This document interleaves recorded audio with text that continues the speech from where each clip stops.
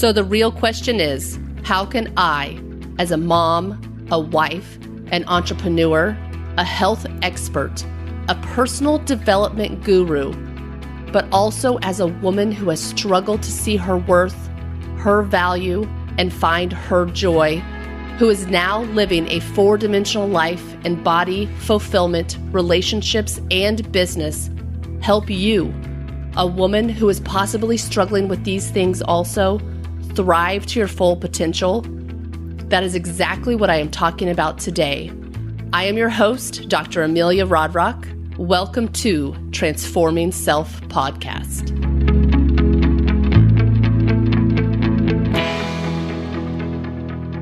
Good morning, good afternoon, good evening. Welcome to the Transforming Self Podcast. I am so excited to have everybody here today listening to the podcast. So things are a little bit different. If you'll notice, it's just me today. If you listened to any of our previous 15 episodes, you will know that Jeremy and I were doing those together. Well, big news, we have decided to split up. Not for real, just for podcasting. So we're still married, we're still together, we still love each other very, very much, but we've decided to do things a little bit differently. So I am taking over this podcast. There's a couple reasons why I am taking over the podcast. The main one is because, I really want to reach women and talk to women and just kind of relate to women on a deeper level. And I felt like I really couldn't do that with Jeremy sitting next to me. Not that I won't have him on as a guest. I know I will often, but I just was feeling that I need to do this on my own. So here I am, just me. No Jeremy sitting next to me to help back me up. So I hope you enjoy the show without him, with just me. Now this show is going to be mainly for women. I will be talking about women's issues, health with women, children, being a mom, being a business owner, like all of these different things. But if you're a dude listening to this, please, I welcome everybody. I hope everybody finds value in what we have to say. So if you're a woman listening to this, I hope you find value in it. I hope I can relate to you or you can relate to me. I hope some of the things I'm talking about are things that you're going through and what I say maybe helps you. If you're a guy listening to this, I hope what I have to say maybe helps put things into perspective a little bit for you. Maybe helps you understand what your wife or partner is going through. Hopefully it's a good show for everybody. That is my goal. So what am I going to talk about today? Good question. So why am I doing this? Why do I feel the need to have a podcast and to reach women? Well, I've been a chiropractor for 7 years, and I absolutely love what I do. I love being a chiropractor. I see everybody in my office. I probably, if I look at the numbers, I see more women than men, and I relate really well to women. But for a few years now, I feel like I've had a pull to do more, and I've kind of ignored it. I've kind of tried to bury it, kind of push it aside, say, I don't have time for you. I don't, I can't do this. I'm not good enough for that. And we'll talk a lot about that kind of stuff.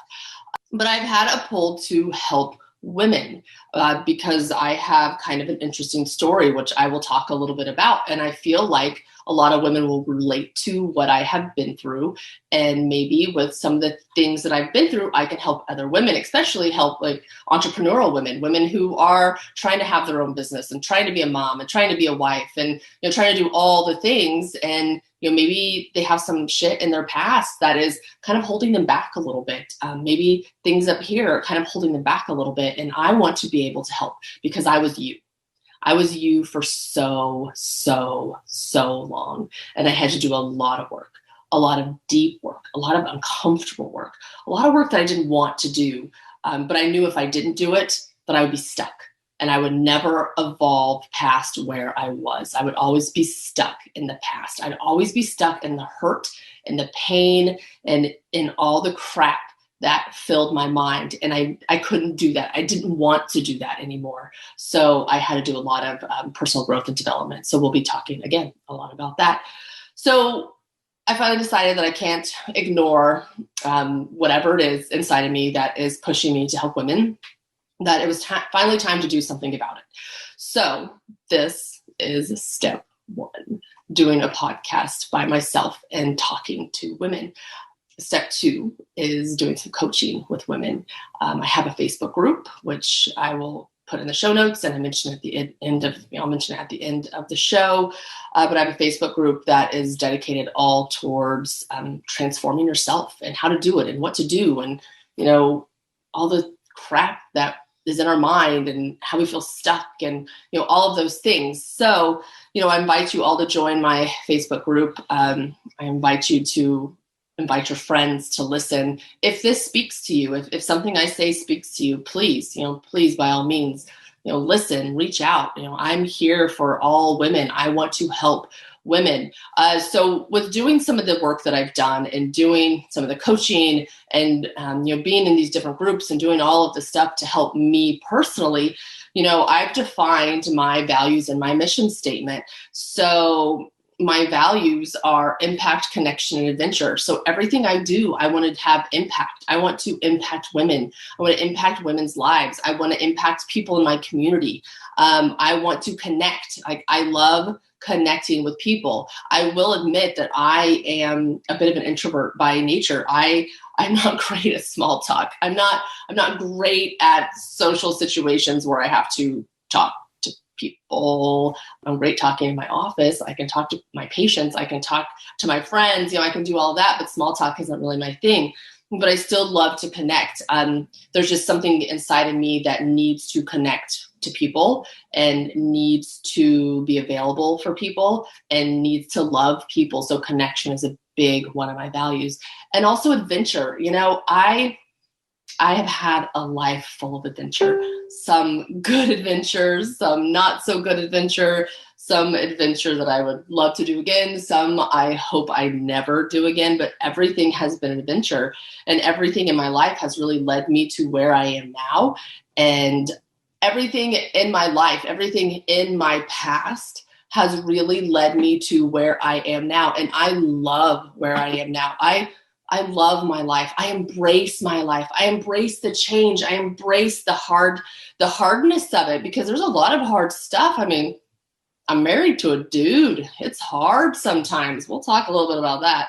I have animals. I have a practice. I have a business. I have a community. It's hard, but I want to, have adventure in everything I do. The good adventure, the bad adventure, the adventure that I learned from, the adventure that I don't want to go back to. It's all an adventure. So those are my core values.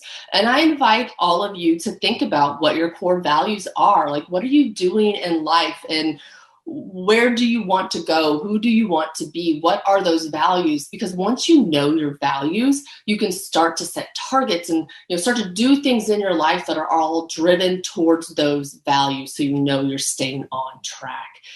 Mission statement. So a mission statement is something else I've done in my Men and Women of Iron coaching group, Freedom Formula. And trying to find a mission statement has been so hard because I have a mission statement for my office and things in my office, but I was trying to do something different. I was trying to do something bigger, something way outside of my comfort zone. So for now, I have a mission statement, which is I help entrepreneurial women transform their health and their shitty stories that have them show up small in life so they can thrive to their full potential. So that is really my goal with what I'm trying to do with my podcast, with my coaching, with my Facebook groups, with everything I'm going to be doing. My goal is to help women transform their lives. I want them to transform their health, because health is a big thing. And if we don't have our health, if we're tired, if we don't exercise, if we don't eat good, if we don't think about our health and our bodies first. And so many of us think about our children and our husbands and our animals and our jobs and our friends and everything else, and don't think about ourselves. So I'm not even just talking like, oh, you have to eat clean all the time. No, your health, the health of yourself, your mental health, your physical health, your emotional health, all of that health. I want to help women transform their health, which is their whole body, everything about them, and they're shitty stories. So how many here have a lot of shitty stories? Raise your hand. I hope you're all raising your hands out there. I can't see it, but I hope you're raising your hands. I had so many stories that I thought were real, that I gave power to. Not that they aren't real. I hope none of you can hear my dog snoring. She's on the bed over there snoring. So if you hear something snoring, that's my dog. She's an old girl and she's just sleeping and snoring away. So anyways, we all have stories. We all have pain. We all have hard times. And we have to be able to move past them isn't even the right phrase of what we need able to do. We need to be able to acknowledge them, to acknowledge who we were, to acknowledge that pain and those stories and that crap, because it's real. It was there. It happened to us, but we can't stay there. We can't stay in that, because if we do, we'll never grow. We'll never be able to be who we want to be or who we should be, and not even who we should be, because we're not shoulding all over ourselves, but who we were meant to be, who we were born to be. If we stay stuck in that, in the hard times and in the pain and in the sorrow and the loss, we can't be who we're supposed to be. And everybody wants to be who they're supposed to be. And we don't always know who that is. And I mean, I'm sitting here now and I've done a lot of work and I still don't know exactly who I'm supposed to be. You know, am I supposed to be this person who's in front of the Zoom, doing this video right now, this podcast right now, talking to all you women? Is this who I'm supposed to be? I mean, right now I feel like it, but maybe in a couple of years, it'll be somebody different, and that's okay. Honoring that, honoring the change, and honoring the progress. It's all about progress, not perfection. That's something I've learned from my life coach, and Jay Pryor, who I've used for years. It's progress, not perfection. So we need to look at that, look at our stories, and really thrive to our full potential. And I always say thrive to your full potential, because everybody's full potential is different. Everybody, some people have different limitations. Some people want one thing and not another thing, and other people want this but not this. So really, it's your full potential. It's not my full potential. It's not your friend's full potential, or your mom's, or your sisters, or your neighbors. It's your full potential. I want you as women to thrive to your full potential. And I'm telling you, for a long time, I did not. I showed up small in life. I let all my past pain and anger and fear and frustrations and everything from my past and, just all of it run my life and run who I was. I didn't allow myself to be seen. I didn't allow myself to be loved. I protected myself. And it was a protection mechanism, because at one point in my life, I had to do that to survive. Because if I didn't, I would have died, and not literally died, not for real died, but inside of me. I had to protect that something inside of me that I didn't know if I could let other people see. And it was hard. It was a hard process to be able to be fully seen. And I'm still working on it. It's a muscle I flex every day. It's not something I naturally do sometimes. Vulnerability is really hard. And that's something that we'll be talking a lot about, is vulnerability. And if you've ever read any of Brene Brown's book, and she has a book called, I think, The Art of Vulnerability. I have to look up exactly what it's called. But she talks all about vulnerability. And listening to her book and doing all this work has really helped me be vulnerable, because my story is beautiful. And the pain and the anguish and the hard times, all of it is beautiful, because it's made me me. And I really, really appreciate all of it. So that being said, my values, my mission statement, what I am here to do and what I am trying to do. So why do I feel like I'm qualified to talk about this? I'm a chiropractor. I'm qualified to talk about health and wellness, but why do I feel like I'm qualified to talk about personal development and transformation and anything else that I'm going to talk about? It's because I've done it, a lot of it, for years and years. And I feel like I have something to say, and I feel like you'll relate to me, and you'll relate to my story, and you'll relate to who I was and who I am. And something I say will help you. And that's what I want. So, my journey started a long time ago. I'm 40 years old now. I'll actually be 41 next month. So I'll be 41 soon. My kids are grown. Lots of stuff going on with kids right now. I feel very blessed that I don't have any young kids. Parents, I don't know how you're doing it right now with everything going on, having to homeschool and some of the stuff that's happening. So I feel very blessed that my kids are 21 and 19. But it has been a journey, let me tell you. So I had my son when I was 19. I got pregnant with him when I was 18. Being a teen mom is not easy. And then I had my daughter when I was 21, and their father, they have the same father, their father and I split up before I even found out I was pregnant with her. So at 20, I'm a single mother and pregnant at 20 and have her when I'm 21. So it was an adventure. It was definitely an adventure. Not always an adventure I liked or adventure I would have chose for myself, but it taught me a lot. I say that my son saved my life because literally getting pregnant with him at 18 saved my life because I was on a really bad road. I was not on the path of success or even thriving, living even. I had a hard time. My father died when I was 3. I had a stepfather who was a wonderful man. Looking back, he was a great provider, and I have a ton of respect for him. He just wasn't that, what every little girl needs in a dad.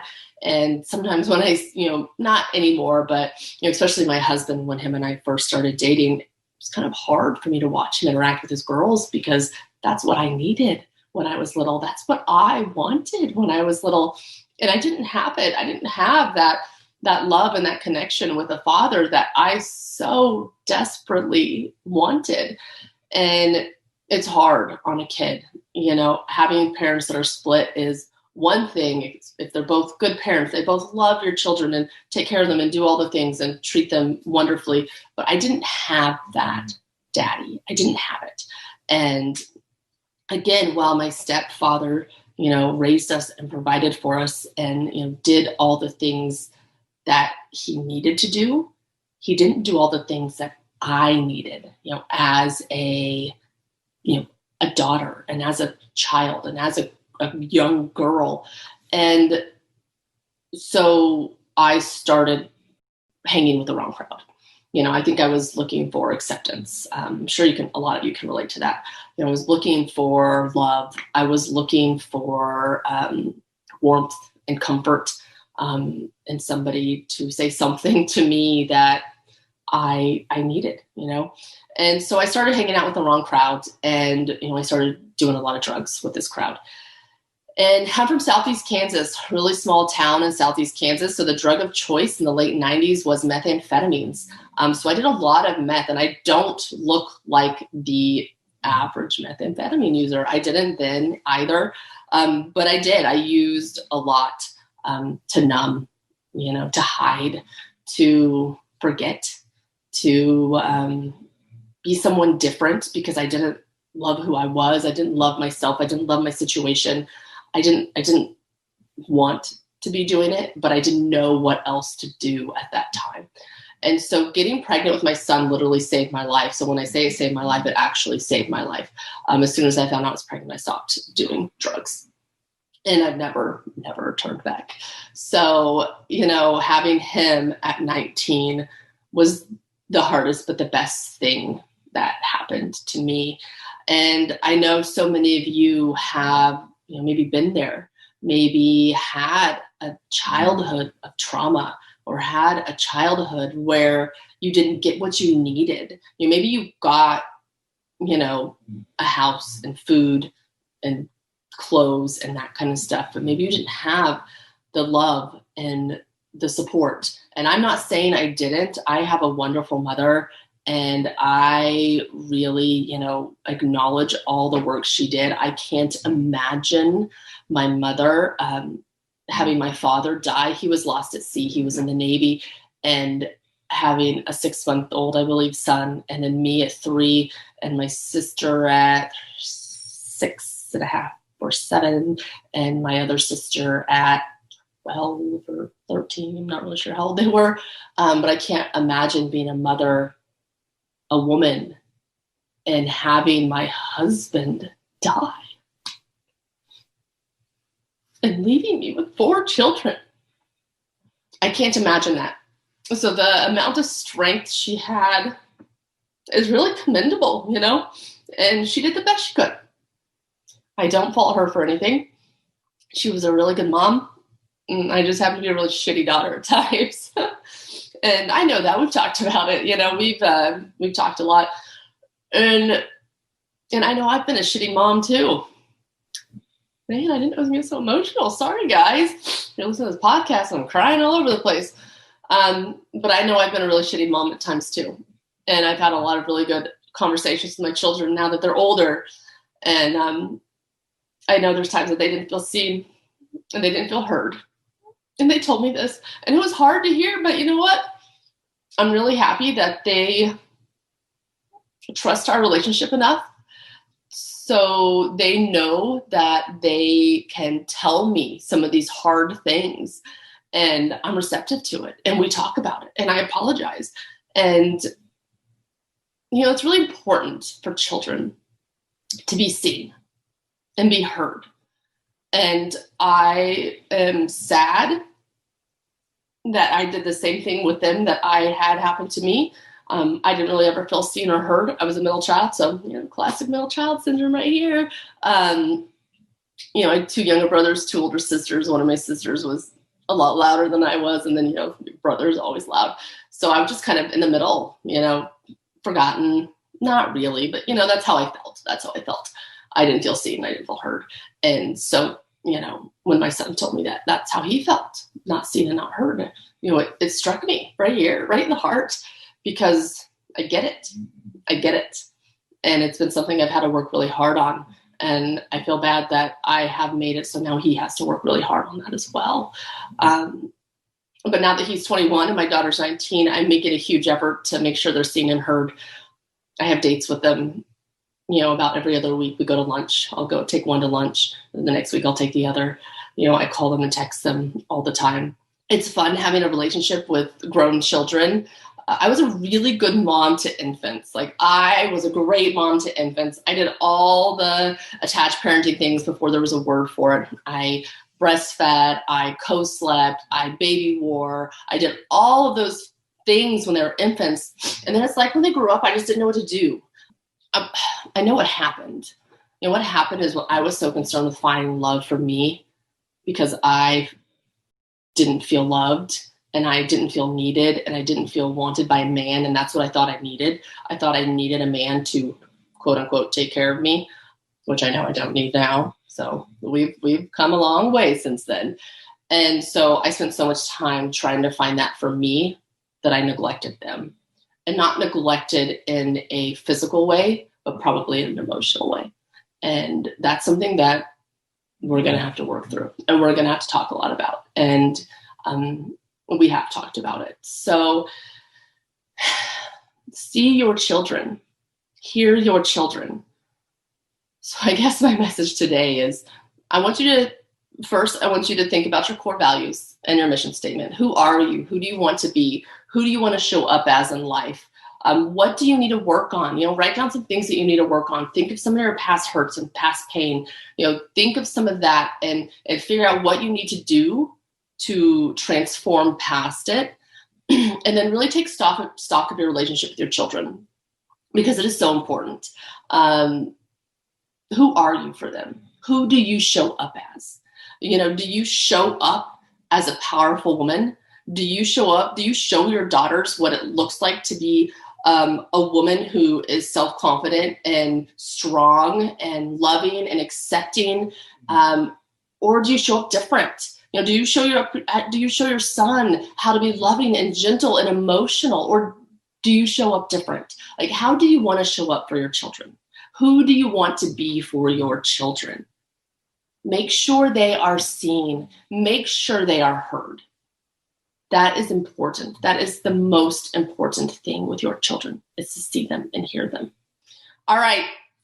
Well, that is the podcast for today. I hope you will join me next week. I don't know what I will be talking about, but I will figure it out very soon. And we will have a really good conversation about something else. So thank you so much. Again, please reach out. Please join our Facebook groups. Please just let me know if there's anything I can ever do for you. Love you all.